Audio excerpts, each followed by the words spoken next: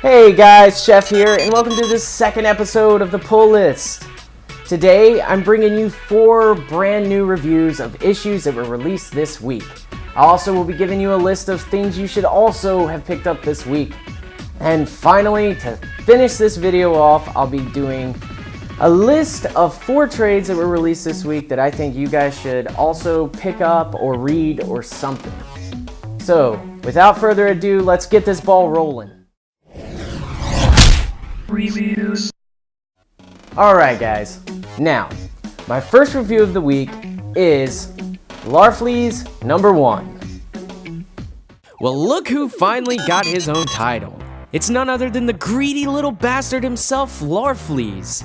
Written by Keith Giffen and co-written by J.M. DeMatteis and art by Scott Collins, this first issue starring the Orange Lantern has finally arrived. I will start off by saying this: if you haven't read the Larfleeze side stories and Thresholds issue 1 through 5, you may be a little lost at first. So, if you haven't read those issues of Threshold, go back and do so.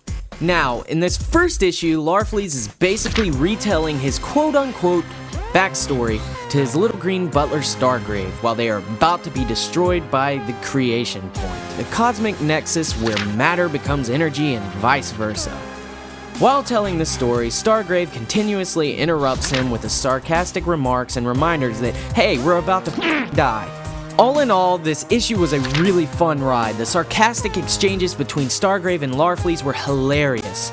Collins' artwork is great, and Giffen and DeMatteis' writing is very well done. I'm pretty excited for the next issue. So, with that being said, I give Larfleeze #1 an 8 out of 10. Hey, what the come back with that.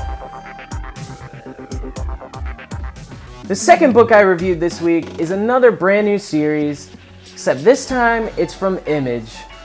It's called Lazarus.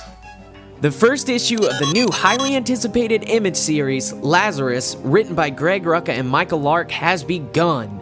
Oh look, Image did it again, a comic that could easily be a movie. Seriously. It's based in a dystopian future where wealth is power and that power is held by a handful of families.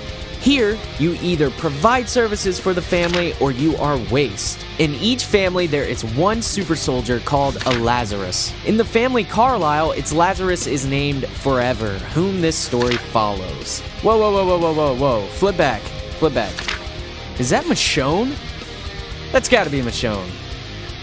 What the hell? Anyway, filled with plenty of violence and great writing and Lark's freaking phenomenal artwork, Lazarus #1 hits hard. This issue is amazing. It looks like we're in for a dark and twisted ride with this series, and you know what? I cannot wait.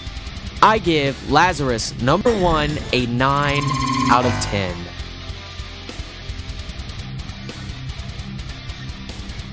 Alright, moving forward now. The third book that I chose to review this week is Avengers Arena #11. Back in December, Marvel released the first issue of a new series called Avengers Arena. This week, issue #11, written by Dennis Hopeless and art by Riccardo Berkelli, was released. I just want to start off by saying Avengers Arena is one of my favorite Marvel series out right now. It's about 16 young superhumans trapped on an isolated island called Murder World by the villain known as Arcade. He gives them the ultimatum: fight or die. There is no other way off the island, and only one will come out alive. This series has been full of several surprises that I just did not see coming. Now, with issue #11, it's just as good as all the others have been. This issue focuses around Hazmat and Reptile after they've been separated from the others trapped on the island. Here we are given what I like to call a character building issue. It gives you more insight on the emotions of how the two characters are feeling and what they're going through at the moment. Berkelli's artwork is very nice. It's colorful and really well done. And just like all of the other issues in the series, the good writing topped off with beautiful artwork leaves you wanting more. I give Avengers Arena #11 an 8 out of 10. Okay, so now it's time for my final review of the week. This week, my final review is of one that I've been hearing about for a long time now, and I'm sure you guys have as well. It's none other than Batman Superman issue number 1. After months and months of hearing about it, DC finally released the very first issue of Batman Superman, written by Greg Pak and art done by Jay Lee and Ben Oliver. We finally get to see the Dark Knight and Man of Steel's first encounter in the New 52. This issue begins with Clark walking through Gotham when he comes across several young boys fighting while being watched over by a man who looks to be a street thug. Clark stops the fight and then begins conversation with the strange man.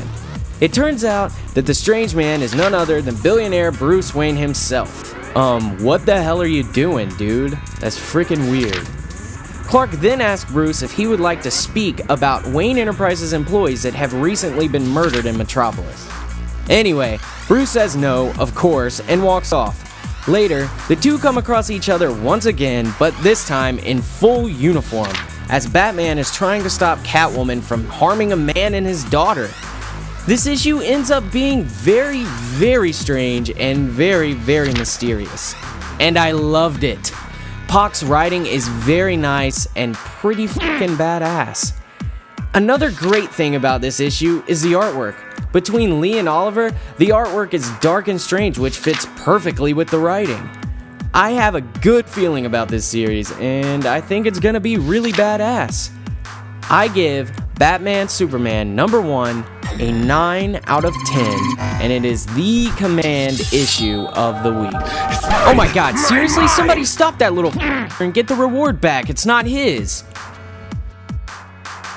Alright guys, we're here again. It's that point in the show where I give you a list of other books that were released this week that I feel like you guys should go pick up. So, now, here's extra reads.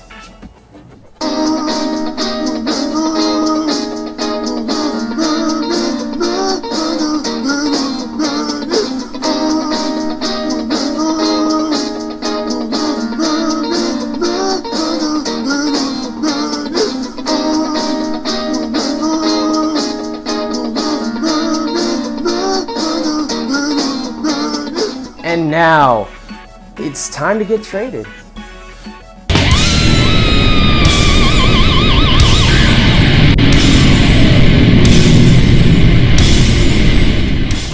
The first trade this week is Hellblazer, Death and Cigarettes by Peter Milligan and art done by Giuseppe Camicoli and Simon Bisley.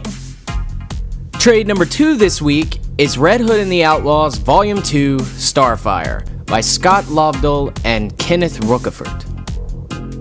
Number 3 is Fatale Volume 3 West of Hell by Ed Brubaker and art done by Sean Phillips. The last trade this week actually came out last week, but you know, that's okay. It's one of my favorite series of all time, Sweet Tooth Volume 6 Wild Game by Jeff Lemire.